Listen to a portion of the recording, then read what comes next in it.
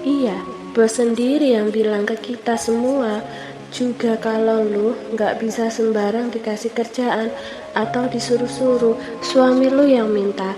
Tapi jangan bilang kalau gue yang bilang ya. Sebetulnya gue keceplosan. Nina cengengesan menjelaskan semuanya pada Rea. Rea terdiam. Sam melakukan itu semua. Ia tidak habis pikir apa artinya kebebasan kalau di tempat kerjanya itu pun dia tidak benar-benar mendapatkan kehidupannya yang dulu. Duh, lu jadi kayak kepikiran gitu. Maaf ya, please jangan kasih tahu bos kalau gue keceplosan. Mohon Nina. Ia menyatukan kedua telapak tangannya ke arah Rea. Rea hanya bisa mengangguk. Ia menghela nafas dan duduk di kursi meja kerjanya. Ia masih termenung. Jadi dia benar-benar mengatur semuanya. Dia nggak benar-benar menepati janjinya. Dasar iblis dan egois, rutuk Rea kesal di dalam hati. Ia sekali lagi menghela nafas. Tiba-tiba handphone Rea berbunyi. Ia mendapat sebuah email.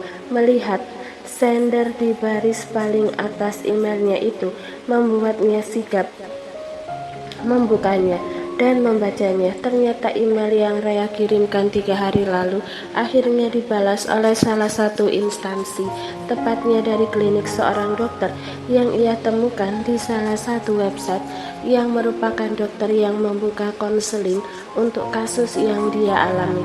Rea menelan ludahnya membaca pemberitahuan dan imbauan itu yang menyarankannya agar ia segera konsultasi, dan alangkah baiknya dengan pasangannya juga. Justru itulah yang Rea hindari. Konsultasi bersama Sam akan membuatnya tidak nyaman dan merasa ngeri. Belum lagi semua perbuatan laki-laki itu akan melintas terus-menerus di kepalanya. Justru itu yang aku hindari. Aku tidak mau konsultasi bersama dengannya. Aku ingin sendiri. Setiap ada dia, semua akan berakhir buruk, batin Rea. Ia bertekad untuk konsultasi sendiri bersama dokter perempuan yang akan ia temui itu. Ia berharap dengan begitu ia lebih nyaman. Belum lagi kalau aku datang dengan Sam, tidak menutup kemungkinan dokter akan mengenalnya dan mengenalku. Bukankah itu juga akan merusak namanya dan juga mempermalukan diriku, batin Rea. Walau Rea tahu kelainannya itu bukan suatu perkara yang aneh dan langka, tapi dia tidak ingin hal itu justru akan membuatnya merasa semakin tertekan karena malu. Ia menghela nafas. Rea menghubungi kontak yang tertera di badan email tersebut. Ia yakin dengan seperti ini akan lebih privasi dan ia akan merasa lebih nyaman. Rea mengatur jadwal pertemuan dengan dokter tersebut. Saat ia termenung, ia masih kepikiran dengan ucapan Nina tadi.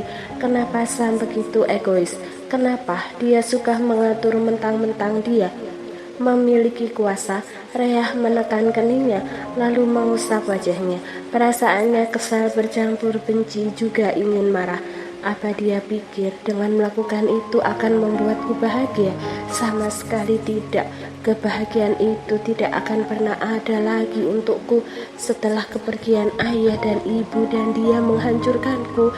Kebahagiaan apa yang kuharapkan? Batinnya lagi.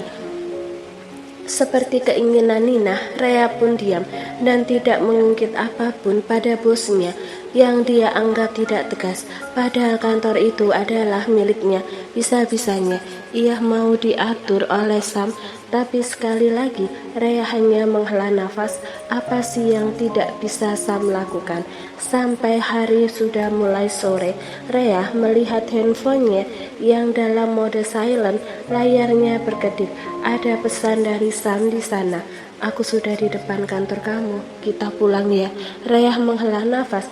Ia melihat jam yang baru di angka 3 sore. Jadwal pulang biasanya tidak secepat itu. Rea, karena kamu baru saja bekerja setelah sekian lama gak kerja, kamu sudah boleh pulang dan datang lagi besok seperti biasanya. Biarkan rekanmu yang melanjutkan pekerjaanmu. Jelas bosnya. Rea tahu itu semua juga pasti suruhan Sam. Seharusnya karyawan atau siapapun yang bekerja jika disuruh cepat pulang pasti akan senang. Tapi Rea justru merasa risih dan seperti diikat sesuatu yang tidak bisa membuatnya bebas. Baik Pak, sahut Rea. Ia tidak ingin memberontak karena bisa saja suami iblisnya itu akan mengancam bosnya yang tidak salah apa-apa. Permisi Pak, suami saya juga sudah di depan, jawab Rea polos. Bosnya mengangguk dan tersenyum ramah. Rea berjalan keluar dari kantor dan menemui mobil Sam di depan. Ia pun langsung masuk ke dalam mobil itu. Ia mengempaskan punggungnya di jok mobil. Gimana kerjaannya hari ini? Tanya Sam ramah. Rea menatapnya tidak suka. Apa ada masalah? Tanya Sam. Ia pun memajukan mobilnya. Kalaupun ada masalah dan aku bilang sama kamu, apa kamu akan mau membantuku dan menghajar pelakunya? Tanya Rea geram. Bilang Re, pelaku apa? Apa yang dia lakukan ke kamu? Tanya Sam. Pelakunya itu sudah mengancam bos dan seluruh karyawan di kantorku untuk tidak membuatku bekerja banyak dan untuk tidak bekerja dengan semestinya seperti biasanya. Dia pelakunya itu mengatur pekerjaanku, jawab Rea. Sam pun langsung mengerti bahwa yang Rea maksudkan itu adalah dirinya sendiri. Maaf kalau kamu merasa tidak nyaman, ucap Sam. Ya, aku sangat tidak nyaman. Untuk apa kamu melakukan semuanya? Supaya rekan dan bosku percaya dan yakin kalau sama Hendra Winston sebaik dan seperhatian itu, tanpa mereka tahu kalau aku adalah bukti nyata yang sudah dihancurkan oleh kekejaman Sam, gumam Rea. Aku cuma gak mau kamu kecapean. Rea, kamu baru saja keguguran. Aku gak mau kamu kecapean, liris Sam. Ia masih fokus menyetir, walau sesekali ia menoleh pada Rea. Rea menghela nafas, keduanya kembali hening. Sampai saat mereka akan sampai di rumah, barulah Sam kembali membuka suara. Rea, maaf kalau aku harus menyusahkanmu lagi. Sorry kalau aku harus meminta kesediaanmu lagi, lirihnya. Rea menatap Sam. Ia berjaga-jaga mendengar permintaan apa yang Sam ingin katakan.